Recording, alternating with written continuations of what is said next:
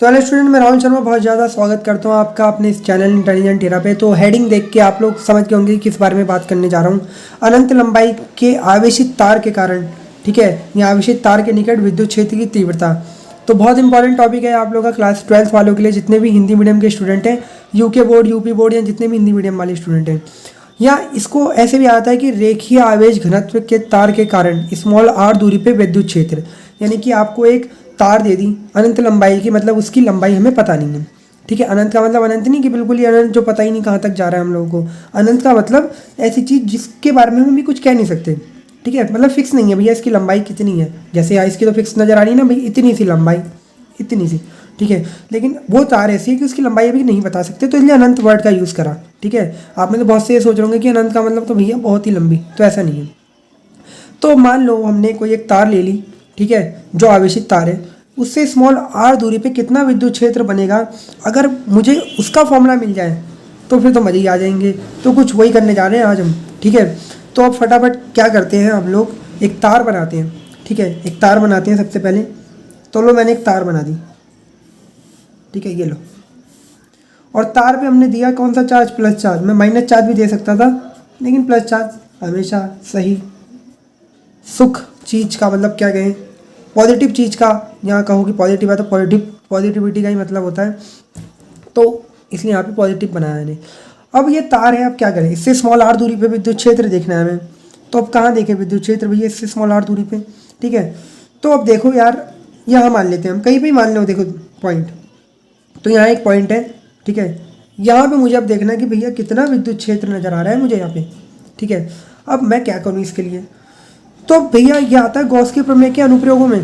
अब गॉस की प्रमेय ने हमें बोला था कि अगर आपको विद्युत फ्लक्स देखना है पूरे उसमें से, ठीक है, तो आपको करना क्या है?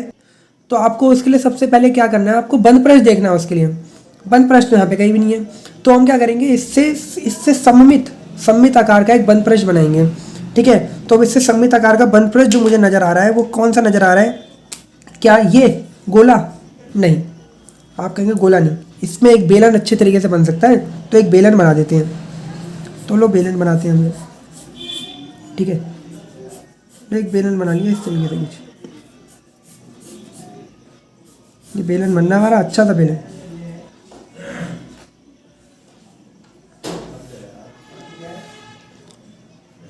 तो देखो, एक सुंदर सा बेलन बना लिया और तार को थोड़ा और बड़ा कर दिया, क्योंकि छोटी तार नज़र आ रही थी और बेलन कुछ ज़्यादा बड़ा बन गया। अब इस बेलन के भी 3 प्रश्न नज़र आ रहे हैं मुझे। ठीक है, 3 प्रश्न कौन सा? एक तो ये वाला, दूसरा ये वाला, और तीसरा ये पूरा जो प्रश्न नज़र आ रहा है ये। अब यहाँ से फ्लक्स निकलेगा नहीं निकलेगा इन तीनों प्रश्नों से? तो मैंने मान लिया कि अपना ये जो छोटा सा प्रश्न है हमारा, ठीक है, इसको मैंने नाम दे दिया S1। क्या? S1। ठीक है, इसको नाम दे दिया मैंने S2 का, और ये हमारा S3 हो गया प्रश्न। क्लियर? S1, S2, S3। अब भैया S1 से जो हमारा, अगर मुझे इसको देखना है, यानी कि एरिया वेक्टर निकालना है, तो क्या दिशा होगी इसकी एरिया वेक्टर की? तो आप लोग कहेंगे कि भैया जहाँ से देखो, यानी कि अगर मान लो मैं इसे यहाँ से देख रहा हूँ, तो मैं इससे क्या करूँगा, लंब गिरा दूंगा। अपनी कॉपी में देखो, अपने इसके सामने रखो। ठीक है, आप जहाँ से देखोगे वहाँ से क्या कर देते हैं, इस पर लंब गिरा देते हैं। तो बस यही करना है। तो आप इधर से देखोगे तो यहाँ से गिरा दिया लंब, तो कुछ ये दिशा होगी, कुछ ये दिशा होगी।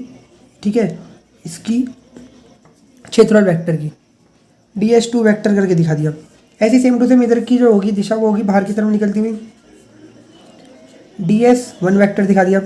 ऐसे ऊपर से देखूंगा तो कहाँ से लंब गिरा दूंगा सीधा, तो इसकी दिशा क्या होगी, कुछ ये वाली होगी, DS1। इन शॉर्ट, आप जहाँ से भी देखो एरिया वेक्टर अगर आपको निकालना है तो वहाँ से लंब गिरा दो। तो यहाँ से इधर की तरफ, इधर से इधर की तरफ, इधर से इधर की तरफ। आप कहेंगे इधर नीचे क्यों नहीं डाला?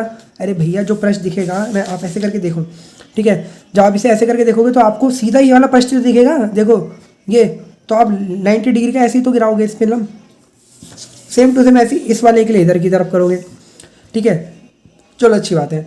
अब आपको एक चीज़ और पता होनी चाहिए कि प्लस चार्ज के कारण जो हमारी ई वेक्टर की दिशा होती है, ठीक है, अब यहाँ पे भैया इस तार पे प्लस चार्ज आ गया, तो चारों तरफ विद्युत क्षेत्र बनेगा।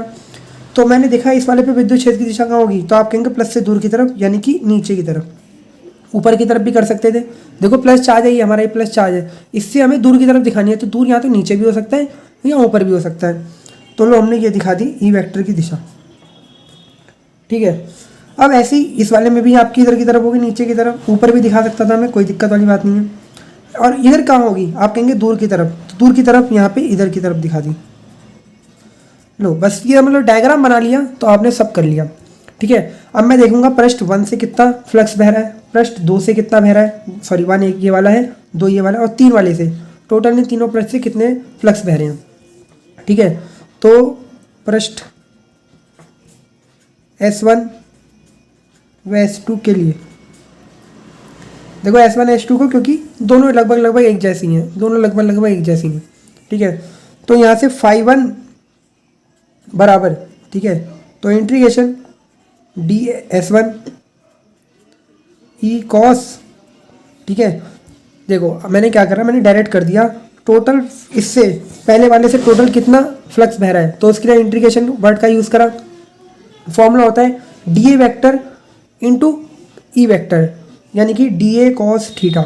यहाँ पे मैंने a नहीं दिखाया तो s दिखाया, तो ds1 e cos theta. Theta होता है एंगल, ये तुम्हारा जो भी है ds वेक्टर और ई वेक्टर के बीच का। तो यहाँ पे एंगल कितना नज़र आ रहा है, आप कहेंगे 90 डिग्री, तो यहाँ पे क्या 90 रख सकता हूँ, बिल्कुल रख सकता हूँ।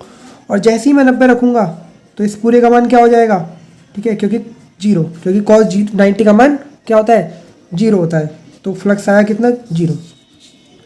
सेम टू सेम ऐसे φ2 के लिए भी यही कहानी होगी, ds2, ठीक है, e cos। अब यहाँ पे भी देख लो आप लोग, भैया ये नीचे आ रहा है, इधर आ रहा है, इन दोनों के बीच 90 डिग्री का कोण बन रहा है, तो सेम 90, तो इसको भी डायरेक्ट मैं 0 बोल सकता हूँ। यानी कि φ1 और φ2 अपने पास कितने हैं, 0 डिग्री, सॉरी 0 नॉट डिग्री, ठीक है फ्रेंड, ये तो अपने पास आ गए। ऐसी पृष्ठ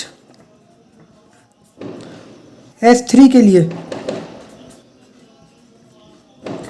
अब इसमें जो होगा हमारा φ3, वो भी देखो कुछ ऐसे निकलेगा, इंटीग्रेशन ds3, ठीक है, e cos। अब ध्यान से देखना डायग्राम को, देखो भैया ds1, सॉरी ये 3 है तो 3 से दिखाएंगे इसे, नॉट 1, ठीक है, 3 कर लेना। इसकी और इसकी दिशा कैसी नज़र आ रही है, आप कहेंगे सेम दिशा, यानी कि एंगल कितना, 0 डिग्री, तो इसके बीच में कितना कोण लगा दूँ, 0, ठीक है। अब सिमेट्री होने के कारण ds वेक्टर आपका बाहर आएगा नहीं, ds वेक्टर अंदर ही रहेगा, e और इसका मान 1 हो जाएगा, तो इंटू 1, cos 0 का मान कितना होता है, 1 होता है। और आगे ले जाते हैं, देखो e बाहर आ जाएगा अपना और ds3 अंदर रहेगा। अब आप कहेंगे e क्यों बाहर आएगा, देखो जो हमारा विद्युत क्षेत्र है वो हमने एक समान लिया है, और उसके बाद आप इसमें जरा डायग्राम में देखें, इस पूरे प्रश्न में ये है सममित आकार का प्रश्न, तो जो दूरी यहाँ इधर होगी, जो दूरी इससे इस तार से इसकी इतनी होगी, वही दूरी इधर भी होगी। मतलब मैं यहाँ से कहीं पे भी देखूँ, इस पॉइंट पे इधर इस कहीं पे भी पॉइंट बना लूँ, ठीक है, तो जो दूरी है इस तार से वो सेम रहेगी, कितनी रहेगी, वो यहाँ से स्मॉल r, ठीक है, कितनी रहेगी, स्मॉल r, क्लियर। तो जब ये स्मॉल r है, अब यहाँ से देख लूँ इस वाले पॉइंट पे, तो भी आप कहेंगे दूरी स्मॉल r ही है।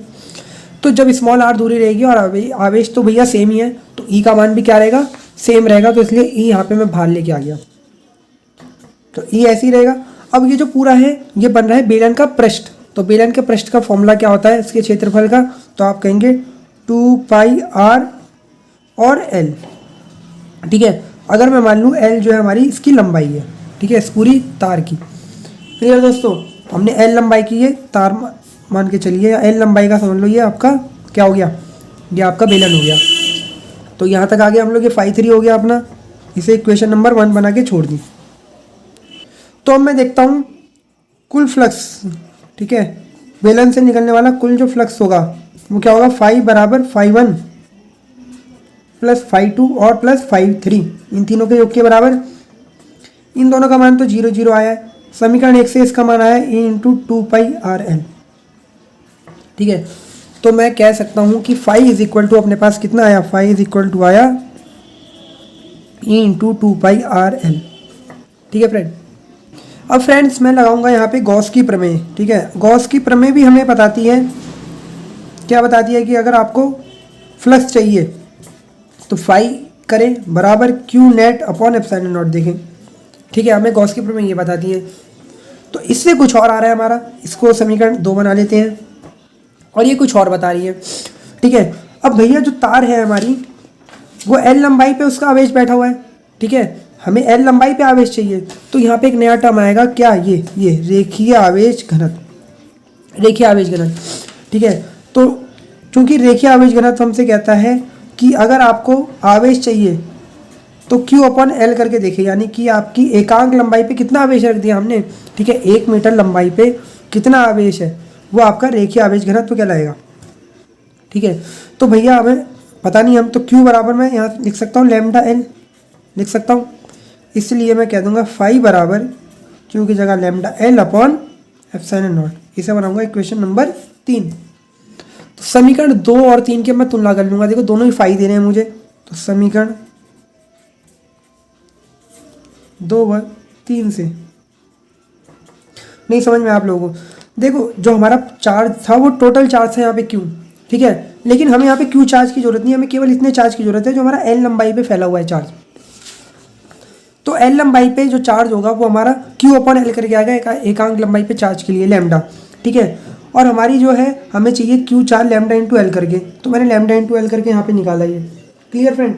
अब यहाँ पे समीकरण 2 और 3 दोनों ही मुझे फ्लक्स दे रहे हैं, किससे निकलने वाला, इस फ्लक्स से होकर निकलने वाला, सॉरी इस बेलन से।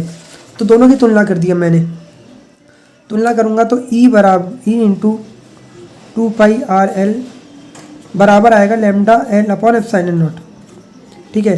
यहाँ से मैं निकालता हूँ E बराबर, E को ऐसे रहने दिया, ये 2πRL चला गया इधर और लैम्डा L ये रहा।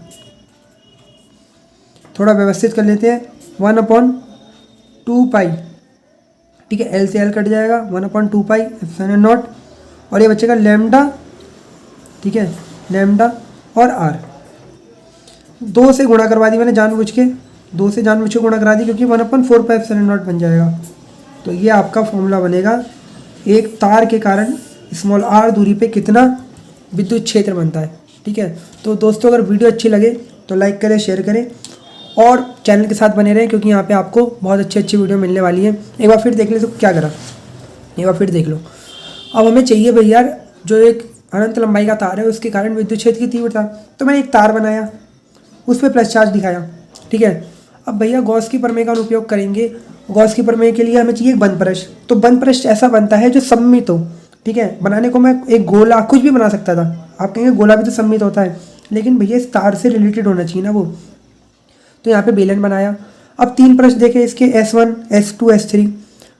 डायग्राम बहुत मेन है, डायग्राम अगर आपने बना लिया तो समझ लो सब कर लिया, ठीक है फ्रेंड। तो अब हमने क्या करा कि उसके बाद इसके पृष्ठ S1 S2 S3 इन तीनों से निकलने वाला फ्लक्स देखा। फ्लक्स का फॉर्मूला ये होता है ds1 E cos 90 क्यों, क्योंकि देखो इन दोनों के बीच 90 डिग्री का एंगल बन रहा है, ठीक है। एंगल 90 लगाया, सब 0 हो गया। ऐसे फाई 2 के लिए काम करा तो S2 हमारे वाला पृष्ठ है, वहाँ भी 90 बन रहा है, तो ये भी 0। अब जो हमारा तीसरा पृष्ठ है उन पे जब मैंने देखा दोनों ही समान दिशा में है। भैया समान दिशा में क्यों है, क्योंकि ds वेक्टर भी ऊपर की तरफ बनेगा और E वेक्टर प्लस से दूर ऊपर की तरफ बनेगा, तो समान दिशा में।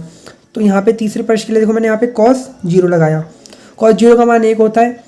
E हमारा सममित होने के कारण बाहर आ जाएगा और ds3, ठीक है, इंटीग्रेशन पूरे का काम चल रहा है तो वो खुलेगा 2πRL में, क्योंकि जो हमारा गोल जो बेलन होता है उसके पृष्ठ का क्षेत्रफल होता है 2πRL। L लंबाई मान ली हमने इसकी। तो समीकरण 1 बना दिया इसे। तो कुल फ्लक्स देखा, तीनों को योग करा, जोड़ने के बाद हमारा कुछ ये आया। अब मैंने गॉस की प्रमेय लगाई, phi is equal to Q/ε0। Q होता है टोटल आवेश, ठीक है। अब आप लोग कहेंगे यही क्यों नहीं रखा, तो देखो हमें चाहिए थी L लंबाई पे आवेश की जरूरत, और एकांक लंबाई पे आवेश lambda is equal to Q/L करके आता है। तो L लंबाई के लिए Q बराबर लैम्डा L हो जाएगा, यानी कि यहाँ पे L इधर चला गया और Q बराबर ही आया, इसलिए फाई Q की जगह मैंने लैम्डा L रख दिया एप्सिलॉन नॉट। समीकरण 2 और इस 3 की तुलना करी, दोनों फाई के बराबर है तो दोनों बराबर हो जाएंगे। यहाँ से E निकाला, ठीक है, L से L गया, यहाँ से 2 से गुणा करी क्योंकि 1/4π एप्सिलॉन नॉट का मान हमें याद रहता है, न्यूमेरिकल में अच्छी तरीके से लिख सकते हैं। तो दोस्तों वीडियो अच्छी लगे तो फिर से बोल रहा हूँ एक बार लाइक करो, शेयर करो और देखो, पूरी देखो क्योंकि आपके काम की वीडियो है। Thank you.